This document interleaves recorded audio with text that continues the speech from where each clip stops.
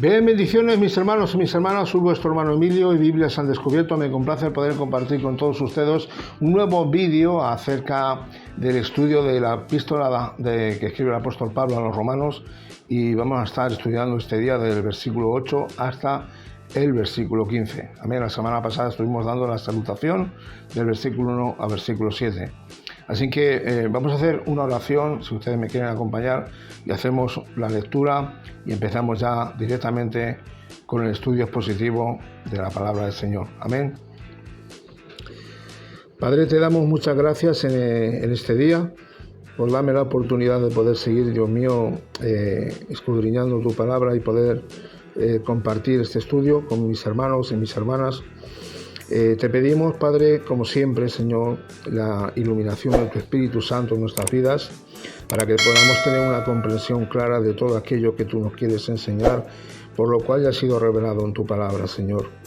Pedimos, Padre, que simplemente te uses de mí como instrumento en tus manos, quita de mí toda palabra torpe, y te ruego, Señor, que este estudio, Padre, sea de edificación para mis hermanos y para mis hermanas, Padre mío, y que podamos conocerte un poquito más, Padre mío, a través de esta carta preciosa, tan maravillosa y tan profunda, Señor. Gracias te damos por todo y lo comentamos todo en tus benditas manos, en el nombre de Jesucristo, tu Hijo. Amén y amén. Bien, pues para dar una pequeña pincelada, la semana pasada estuvimos dando la salutación, versículo 1 hasta el 7, donde Pablo expone verdaderamente cómo es apóstol, el enviado de Jesucristo, para llevar las buenas nuevas de salvación, ¿verdad? Y vemos a un Pablo donde se reconoce, ¿no?, que es un esclavo de Jesucristo ahora, que él está agradecido por cuanto el Señor de alguna manera le ha encomendado, le ha enviado a anunciar las buenas nuevas de salvación a los gentiles, y que todo lo que realmente había sido anunciado a través de los profetas, a través de las escrituras, bueno, pues todo eso ya había sido profetizado, y no es otra cosa que Dios ya había preparado de antemano, que a través de la escritura del Antiguo Testamento se anunciara la venida del Mesías y sobre todo el mensaje del Evangelio de Jesucristo. Amén. Y bueno, el deseo de Pablo de ir a Roma, y empezamos ya con el versículo 8, donde Pablo tiene un fervor, en su corazón, un fervor muy grande, un deseo muy profundo de poder ver a estos hermanos de una manera física, ¿verdad?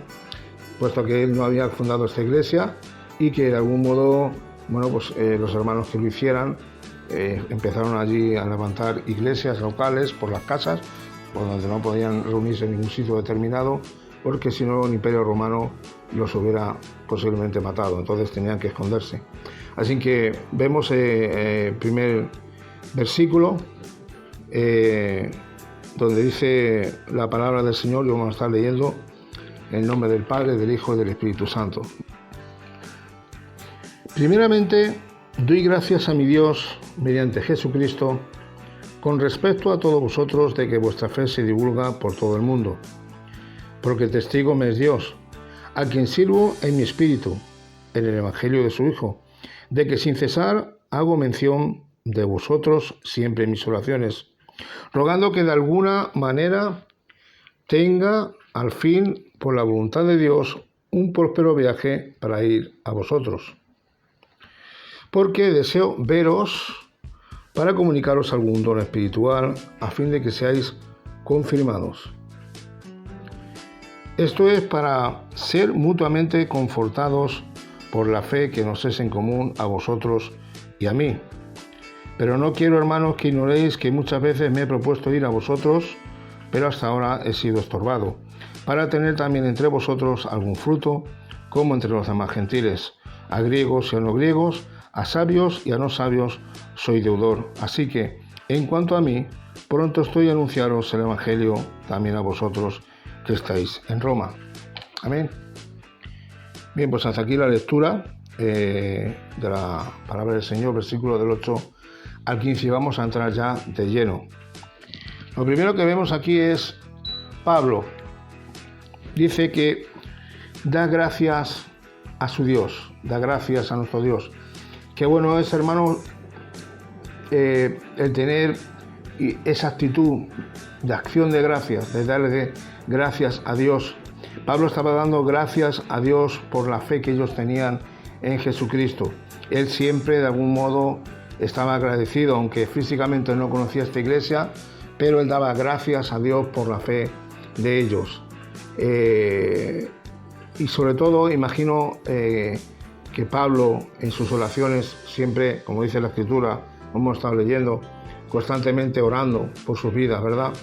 Qué bueno es que aunque no los conocía físicamente, pero como Dios había puesto en su corazón, ¿verdad? Ese anhelo, ese deseo.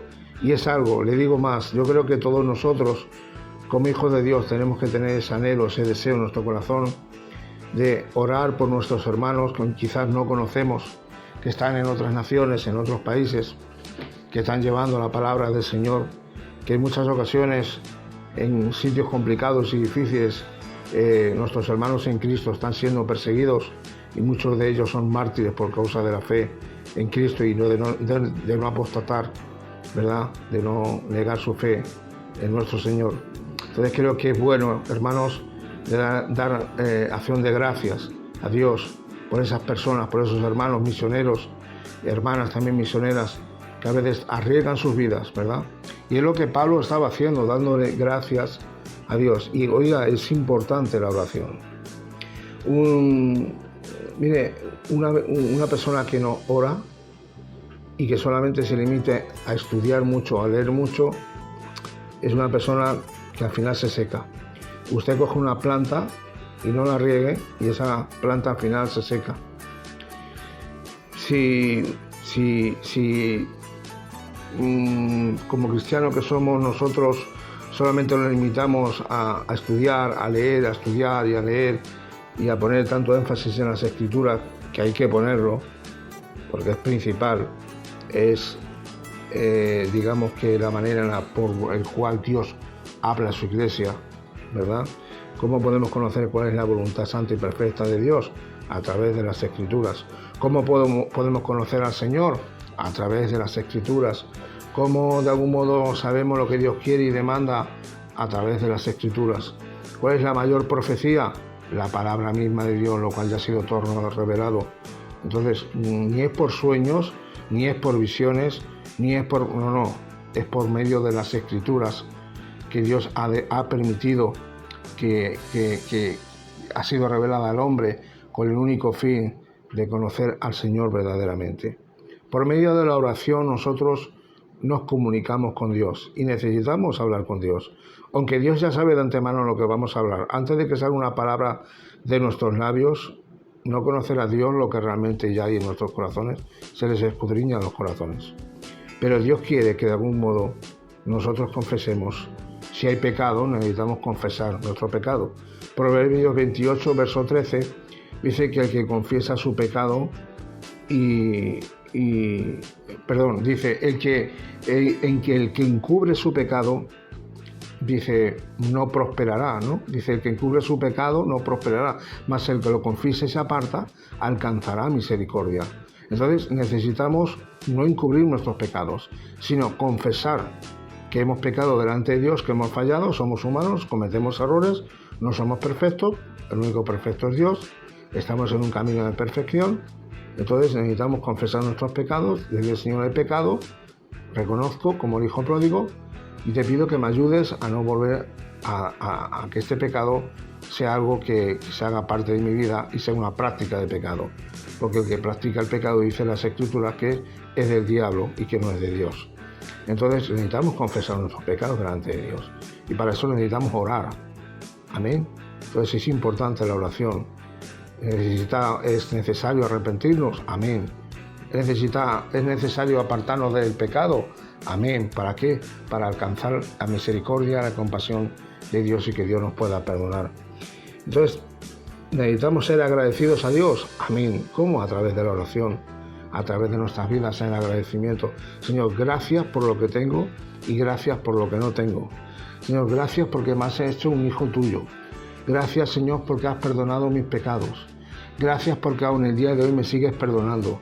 Gracias, Señor, porque cuando soy débil, tú me haces fuerte. Señor, gracias, Señor Padre, porque ya no me ves como un pecador, sino que ahora me has justificado por la fe en Cristo Jesús y ahora me ves justo, inocente, no culpable de pecado. Señor, gracias porque puedo acercarme al trono de tu gracia, por tu misericordia, Señor. Gracias, Señor, porque cuando estoy cansado, atribulado y estoy cargado, tú me invitas a que me acerques a ti y tú me vas a hacer descansar. Amén. Gracias, Señor, porque a veces, aunque me encuentro en situación de pruebas y tribulaciones, como aquella persona en la parábola que edificó su casa en la roca y el otro edificó su casa en la arena. A los dos le vinieron las mismas circunstancias, pero uno se hundió en el problema y el otro se mantuvo firme. Problemas nos van a venir siempre, pero Señor, gracias porque en medio de los problemas tú, Señor, estás con nosotros, no nos abandonas y nos ayudas a poder sobrellevar mejor las cosas. De hecho, Jesús dijo, estáis en el mundo y vivís en este mundo, ¿verdad? Pero dándole a entender, confiad, en el mundo vais a tener aflicción, pero confiad, yo he vencido al mundo. El Señor le estaba dando a entender bien claro que en el mundo iban a tener aflicción, en el mundo iban a tener persecución, en el mundo iban a ser mártires y muchos iban a morir, pero en medio de todas esas circunstancias, ¿qué dice? Pero confiad ¿en quién? En Cristo Jesús. Y la promesa es que yo estaré con vosotros todos los días hasta el fin del mundo. Entonces, qué bueno es, mis hermanos, ser agradecidos con Dios y darle gracias a Dios siempre en nuestras oraciones. Entonces, la oración, la acción de gracias, ¿es necesario? Amén. Pablo, aquí vemos que estaba agradecido. Y dice, primeramente di gracias a mi Dios mediante Jesucristo con respecto a todos vosotros, de que vuestra fe se divulga por todo el mundo. Bien, aquí la palabra por todo el mundo no significa que el mensaje del Evangelio y de la fe, sobre todo, que estos cristianos que se encontraban en Roma había sido divulgada por toda la faz de la tierra. No creo, primeramente porque ni siquiera Pablo había llegado a Roma, eso es lo primero. Entonces dudo mucho que haya llegado, digamos que la noticia de que unos cristianos que eran romanos, o sea, unas personas que eran romanas idólatras se hayan convertido al cristianismo y que en Estados Unidos o en Argentina o en Norteamérica haya llegado también allí, digamos que esa noticia, ¿no? Cuando aquí habla de todo el mundo, igual que en la literatura o en la manera de hablar, es una manera, algo que se llama hipérbole. Una hipérbole es una manera o expresión de exageración. Imagínense que yo estoy llamando por teléfono a una persona y digo, mira, fulanito, que llevo aquí 3 horas esperándote. Es que hay que ver, 3 horas. A lo mejor llevo 2 minutos. Por poner un ejemplo, ¿no? Oh, madre mía, esto que hace que no se limpia, qué sucio está, esto hace 1.000.000 de años que no se limpia aquí. A lo mejor hace un par de meses. Bueno, esto es una hipérbole, ¿no? Entonces aquí debemos de entender a todo el mundo como que todo el imperio romano, la noticia había llegado a todo el imperio romano que consistía y que había sitiado y había conquistado todo Asia Menor, todo lo que es el área del Mediterráneo y que eran provincias romanas. Entonces todo el imperio romano se había enterado de que en Roma por fin habían iglesias locales. Amén. A eso es lo que se refiere Pablo. Verso 1 dice, porque testigo es Dios a quien sirvo en mi espíritu en el evangelio de su Hijo, de que sin cesar hago mención de vosotros siempre en mis oraciones. Dice, testigo me es Dios. ¿Qué es un testigo? Bien, un testigo es una persona que ve algo, que sabe algo, que ha visto algo, ¿vale? Entonces aquí Pablo apela, se acoge al Señor, a Dios mismo, que es el que escudriña los corazones, que lo que Pablo está hablando, que lo que Pablo está diciendo no es ninguna mentira. Es como decir, Señor, tú que conoces mi corazón, que sabes, Señor, mejor que nadie, yo no miento, que siempre estoy orando por mis hermanos, aunque yo no los conozco en persona, pero yo siempre estoy en mis oraciones, me acuerdo de ellos para que tú los fortalezcas, Señor, que tengo ganas de ir a ver a mis hermanos y a mis hermanas. Señor, tú sabes mi corazón, sabes que no te miento. Eso es lo que de alguna manera Pablo está dándoles a entender. Él se acoge, se apela como testigo a Dios, que es el que conoce mejor los corazones, y sabía que no estaba mintiendo, ¿verdad? Dios conoce el corazón de Pablo, y es verdad, él estaba orando constantemente por ellos. Dice, a quien sirvo en mi espíritu. A ver, aquí la palabra servir es una palabra que tiene que ver con servicio de culto. En este caso, él servía a Dios con todo su ser, con toda su vida entregada completamente al servicio del Señor, ¿verdad? Y creo que cada uno de nosotros tenemos ese don, el don de servir, el servir a Dios primeramente, en adoración, en alabanza, en nuestra manera de vivir, en un estándar de vida que a Dios le agrade, ¿verdad? Y también el servir a nuestros hermanos y a nuestras hermanas, en la medida de todo lo que podamos, con nuestras vidas, una palabra de aliento, una palabra de ánimo. Si hay alguna necesidad, poder suplir esa necesidad, si es en lo espiritual, en lo espiritual, si es en lo físico, dentro de nuestras capacidades, pero que podamos ser los unos y los otros un cuerpo unido, siendo el cuerpo místico de Cristo en la Iglesia y Cristo en la cabeza de ese cuerpo, que es la Iglesia de nuestro Señor Jesucristo. Y dice, a quien sirvo en mi espíritu, en el Evangelio de su Hijo. Amén. Pablo servía en su corazón al Señor. Amén. Pablo servía en su corazón en el Evangelio de su Hijo, en esas buenas noticias. Él servía al Señor de propagar y de expandir y de predicar el Evangelio de Jesucristo a todos los gentiles, porque fue llamado y comisionado para eso. De que sin cesar hago mención de vosotros siempre en mis oraciones. Qué bueno es, hermano. Él oraba constantemente por sus hermanos en Cristo, sin conocerlo físicamente en Roma. Les digo algo más, y vuelvo a repetir, creo que es bueno que tengamos en nuestros corazones hermanos que aunque no conozcamos, pero que podamos estar orando. Amén. No solamente por nuestro entorno familiar, que también es importante, porque a veces de verdad, yo he escuchado muchas veces el comentario, a ver, sí, está bien, claro que debemos de orar por las demás personas, por los de fuera, pero oramos muchas veces por los de fuera cuando a lo mejor en nuestros hogares no están convertidos. Y hay casos que ocurren así. O sea, no por el hecho de uno ser un cristiano, por el hecho de ser un pastor o un anciano, no significa que todo lo que hay detrás tenga que estar convertido. Hay muchos pastores que ni sus padres, ni sus familiares, ni sus hermanos son convertidos. Pero así. Y no por eso dejan de ser menos cristianos. Pues es la realidad, hermanos. Pero bueno. Y bien, ¿no? Como bien sabemos, qué bueno es el poder orar, ¿no? Y es verdad que a veces nuestros familiares no están convertidos, y es la realidad. Y bueno, pero no, aún así tenemos de seguir orando, hermanos, por los de fuera como por los de adentro, ¿no? A veces estamos orando durante muchos años por nuestros familiares de dentro, por nuestro entorno, y no se convierten. Y quizás por ahí que hay otros hermanos que oramos por los de fuera y de algún modo escuchan el mensaje del Evangelio y bueno, y a lo mejor se convierten antes que nuestros propios familiares, que llevamos años de alguna manera orando e intercediendo por ellos, ¿verdad? Pero bueno, Dios es soberano y Dios sabe todas las cosas, y Dios sabe hacer las cosas en su debido tiempo cuando Él debe de hacerlas, ¿no? Seguimos con el versículo 10, dice, rogando que de alguna manera, al fin, por la voluntad de Dios, un próspero viaje para ir a vosotros. Amén. Él estaba rogando en oración que de alguna manera tenga al fin la oportunidad, siempre que sea la voluntad de Dios, y el poder hacer un viaje próspero para ir a visitarlos, a ellos, ¿verdad? A los cristianos que se encontraban en Roma. Pero fíjense que siempre dice por la voluntad de Dios. ¿Por qué? Porque nuestra voluntad tiene que estar ligada a la voluntad de Dios.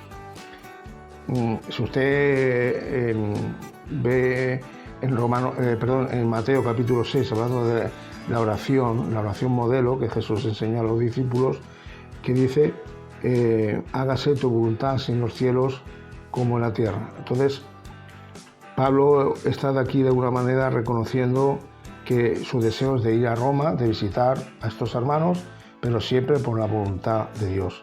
Si Dios está en la voluntad de Dios que pueda ir de una manera lo más antes posible, pues irá. Si no es la voluntad de Dios de ir en ese momento, pues irá cuando Dios se lo permita.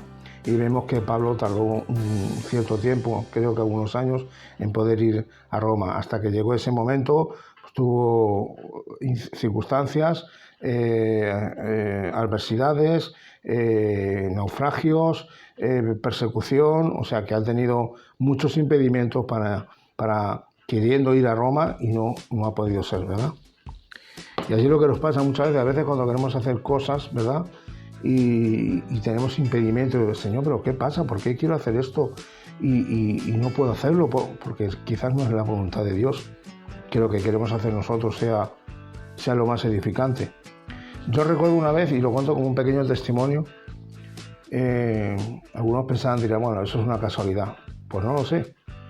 Yo ya estaba convertido para la gloria del Señor, y yo en aquellos años yo llevaba una moto muy pequeñita, y bueno, pues quería llevarla al mecánico para que me pudieran arreglar. No recuerdo muy bien qué es lo que le pasaba, pero oiga, tuve tantos impedimentos para poder llevar esa moto al taller, pero no se puede imaginar de que estuve limpiando algo de dentro y no se me estropeó, no sé, tuve tantos impedimentos que al final pensé, porque claro, el taller estaba un poquito alejado de donde yo vivía, y digo, ¿y si no es voluntad del Señor que a lo mejor yo voy en moto? Y si a lo mejor yo iba ahí en moto, iba a tener un accidente y me hubiera ocurrido algo, y de alguna manera el Señor no me lo ha permitido por eso.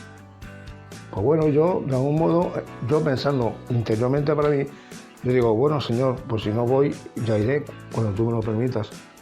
Si hoy no voy es por algo. Señor, gracias, porque creo que de algún modo, no sé, a lo mejor algo me podía haber ocurrido, a lo mejor no, simplemente casualidad de la vida, pero como no sabemos lo que nos va a pasar de hoy a mañana y de aquí a un minuto, yo pensé y dije, Señor, ¿y si me has evitado que me ocurriera algo? Pues puede ser que sí. Entonces yo tuve que decir, Señor, gracias porque no me has permitido que yo vaya a poder arreglar la moto. Y cuando pude, cuando el Señor me lo permitió, y la arreglé. Pero de esa tarde, en ese día me fue imposible. Bueno, creo que el apóstol Pablo, ¿no?, tuvo muchos impedimentos, pero fue cuando en la voluntad de Dios se lo permitió y cuando era el tiempo de Dios. Amén. Dice así en versículo 11, dice, porque deseo veros para comunicaros algún don espiritual a fin de que seáis confirmados. Amén. Porque deseo veros para comunicaros algún don espiritual. Aquí, para comunicaros algún don espiritual. En otras versiones dice para impartirles algún don espiritual. Mire, aquí no se está refiriendo de que el apóstol Pablo, ni mucho menos, fuera a impartirles o a darles algún don espiritual. Lo primero que hay que entender que el que da los dones es el Espíritu Santo, que es Dios. Usted va a 1 Corintios capítulo 12, del 12 hasta el capítulo 14, y nos está hablando de la obra del Espíritu Santo en cuanto a los dones, ¿no? Y habla de los dones, ¿no? Como los apóstoles, ¿verdad? El don apostólico, como el profético, el de maestro, el de evangelista, y luego empieza a nombrar ciertos dones. Esos son dones, ¿verdad?, que el Señor reparte a su iglesia. El don de exhortación, el don de enseñanza, el don de... En fin, es Él que da los dones, el don de interpretar lenguas, el don de las lenguas, ¿no?, el de profecía, en fin. Y es Él que da los dones, que reparte como quiere y a quien quiere. Entonces aquí no se está refiriendo a que Él, de algún modo, con los dones que Él había recibido a través del Espíritu Santo, les iba a dar algún don o les iba... No, sino que Él, de algún modo, Él iba a ofrecerse para ayudarles espiritualmente, para que, conforme a los dones que Él ha recibido y los dones que ellos habían recibido, aquí la palabra don significa en griego carisma o regalo de gracia, Y el regalo de gracia que quería compartir con ellos, ni más ni menos, que es el mensaje del Evangelio. El mensaje del Evangelio. Y que de algún modo, conforme a los dones que ellos tenían, poder ser edificados mutuamente con esos dones. Imagínense, por ejemplo, que uno tenía el don de lenguas, el otro de interpretación de lenguas. Bueno, pues simplemente lo que él quería compartir, no solamente ese don, sino el don que mutuamente les unía, que era la fe. Esa misma fe que les unía en la persona de Jesucristo como Señor y Salvador de sus vidas, ¿verdad? Esa fe que nos une como el cuerpo de Cristo, que es la Iglesia. Amén. En ese mismo espíritu de la fe, de tener esa confianza en el Dios Padre, Dios Hijo, Dios Espíritu Santo. Entonces lo que quería es apoyarles espiritualmente, ayudarles a que mutuamente fueran edificados conforme a los dones que el Espíritu Santo les había dado a ellos como a él. El Espíritu Santo le había dado unos dones al apóstol, a los hermanos les había dado unos dones espirituales, según a cada uno les fue repartido esos dones. Pues mutuamente él entendía de una manera muy humilde, como un siervo del Señor, no como el apóstol aquí, que soy el superapóstol y que yo vengo a establecer iglesias y que a mí se me tiene que tratar de una manera especial porque soy apóstol. No. Él fue de una manera humilde, un siervo del Señor, sencillo, con la disposición en su corazón de servirles a ellos, pero que con los dones que ellos tenían, también de ser servido él y que fuera edificado también su vida, de que conforme los dones que él tenía para edificarlos a ellos como iglesia, que también los dones que ellos tenían para que fueran de edificación para él y mutuamente ser edificados la iglesia. Pues mire, los dones que el Espíritu Santo da no son ni para usted ni para mí. Son para la edificación del cuerpo de Cristo y para honrar el nombre del Señor, para que el Espíritu Santo sea honrado, para que el Espíritu Santo sea glorificado. Amén. Los dones que Dios nos da a su iglesia son para honrar a Cristo y para la edificación del cuerpo de Cristo, que es la iglesia, para que seamos edificados, para que seamos fortalecidos, para que podamos crecer y madurar. Los dones que el Señor da a través de su Espíritu Santo es para la edificación de su iglesia, para que su iglesia sea fortalecida. Y eso es lo que el apóstol Pablo les da a entender. ¿Para qué? Para ser de bendición y poder también recibir bendición de ellos. Fíjate usted qué actitud más humilde. No se la da del superapóstol. Hoy día los apóstoles tienes que preparar, o ciertos pastores, un hotel de 5 estrellas, y si no son de 5 estrellas parece ser que no quieren ir. Y si no, prepárales un buen sueldo porque, no, de una manera humilde, sencilla fue el apóstol Pablo. Para ser de bendición para vosotros, ayudaros espiritualmente y también vosotros que me podéis bendecir espiritualmente también a mí. Amén. Eso habla mucho de lo que es un siervo de Dios. Y ahí debemos de aprender también el ser humilde, como el Señor es humilde, manso y humilde de corazón. Dice, a fin de que seáis confirmados. Verso 12. Esto es para ser, que aquí nos da la respuesta, esto es para ser mutuamente confortados, fortalecidos por la fe que nos es común a vosotros y a mí. Amén, que es lo que acabo de decir. Que la fe, que es la que nos une, que podamos ser fortalecidos en esa misma fe. Ellos con el apóstol Pablo y el apóstol Pablo con ellos y poder bendecirse de una manera recíproca. Amén, gloria al Señor. Dice, pero no quiero, hermanos, que ignoréis que muchas veces me he propuesto ir a vosotros, pero hasta ahora he sido estorbado, para tener también entre vosotros algún fruto como entre los demás gentiles. Él había sido estorbado de muchas maneras. Satanás hacía muchas veces de las suyas con tal de que el apóstol Pablo no llegara a ese lugar, ¿verdad? Y ha sido un náufrago, ha sido azotado, ha sido perseguido, ha sido, creo que ha pasado el apóstol Pablo de todas las formas y de todas las maneras. Él ha sido muchas veces impedido, con el único propósito para tener también entre vosotros algún fruto como entre los demás gentiles. Sus deseos de estar allí, ¿no? Y ver ese fruto del amor, ese fruto de la paciencia en los hermanos, para ver y verificar realmente cómo el Espíritu Santo está haciendo la obra en medio de su iglesia, ¿no? Ver ese fruto de santidad, ese fruto, ¿no?, de amor, ese fruto de búsqueda del Señor. Qué bueno es, qué bueno es. Dice, verso 13-14, dice, a griegos y a no griegos, a sabios y a no sabios, soy deudor. ¿Por qué? Porque de alguna manera él había sido comisionado para predicar el Evangelio a los gentiles. Fíjese que los judíos, a los que no eran judíos, le llamaban gentiles.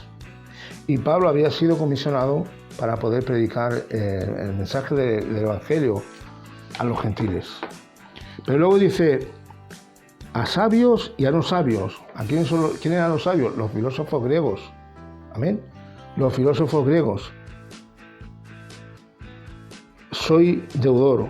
Él da gracias a Dios que Dios le ha permitido que las puertas a los gentiles, a los que no eran judíos, a los griegos, a los sabios, los más entendidos, a los expertos en el conocimiento que eran los griegos, pues fíjese, Dios le dio la oportunidad de poder también predicar el mensaje del Evangelio. Así que, cuanto a mí, pronto estoy en anunciaros el Evangelio también a vosotros que estáis en Roma.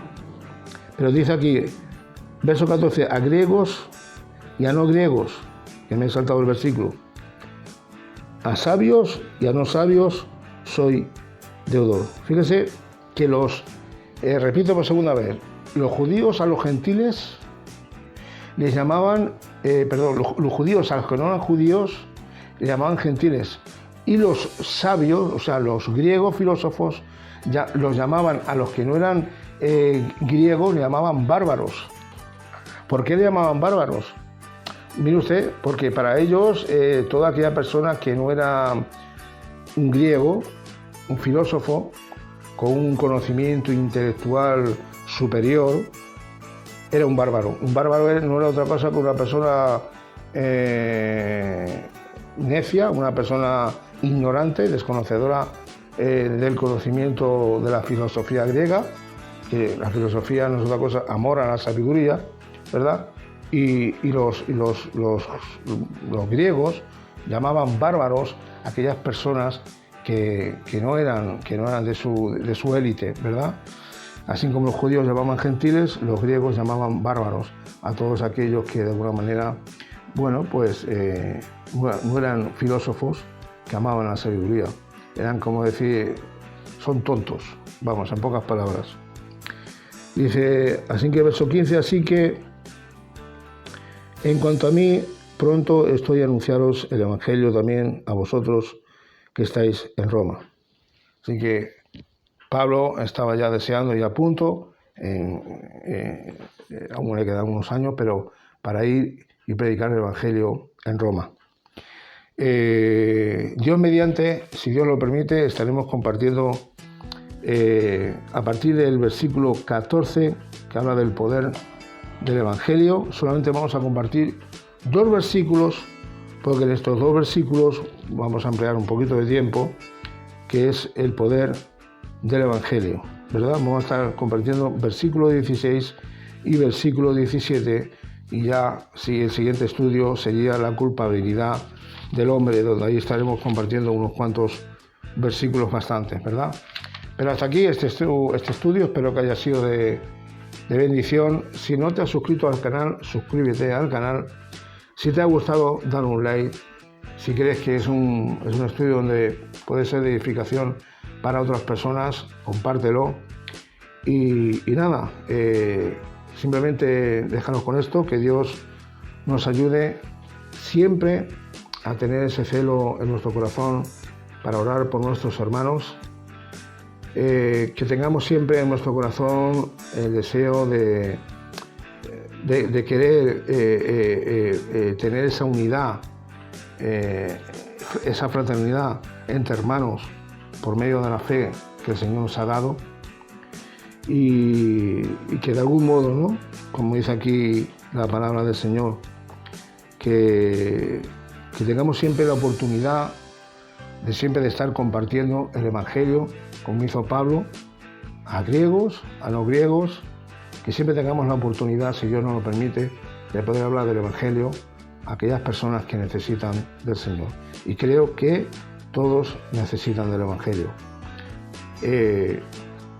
Creo que hay personas que piensan y dicen, bueno, yo no hago nada malo, no robo, no mato, no hago nada, pero vamos a ver cómo a partir de la palabra de Dios, a partir del capítulo 18 en adelante, vemos que tanto judíos como gentiles, como bárbaros, bueno, pues todos están bajo la ira de Dios y que el mundo necesita reconciliación con Dios, y el mundo solamente se puede reconciliar con Dios porque el pecado nos separa de Dios y es por medio de la fe en Cristo Jesús. Amén. Les dejo con esto, que Dios les bendiga mucho, un saludo muy fuerte, y en esta semana estoy esperando la respuesta de que ya en breve voy a tener ya el comentario. En cuando reciba el comentario de Warren Wiersbe haré esa reseña, ese vídeo, y estaremos disfrutando también. Amén. Así que Dios les bendiga mucho, muchas bendiciones, un saludo muy fuerte de vuestro hermano Emilio.